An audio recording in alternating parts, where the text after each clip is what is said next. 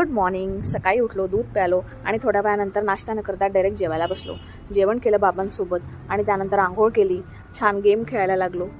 नंतर परत रूममध्ये आलो, परत खेळायला लागलो आणि आमची मीटिंग सुरू होती. ती मीटिंग घेतली, फोन लावले काही आणि मीटिंग संपल्यानंतर परत नाश्त्यामध्ये शेव खाल्ले.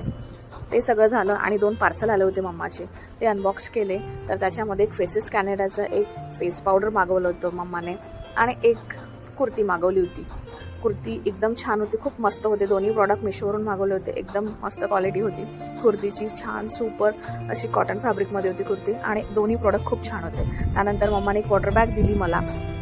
आता पाणी सतत लागल्यामुळे सतत पाणी घेता येत नाही म्हणून मम्माने एक वॉटर बॅग भरून दिली. तीच सतत दिवसभर पुरवायची आणि पाणी पीत जायचं. त्यानंतर देवघरात गेलो, देवघरामध्ये जाऊन प्रसाद खाल्ला, तिथलं पण पाणी पिलं. नंतर मग छान झोप लागली आणि आबांनी नाश्ता आणला होता, कचोरी आणि जलेबी, ते खाल्लं. मग नंतर टेरेसवर गेलो, छान बॉल खेळ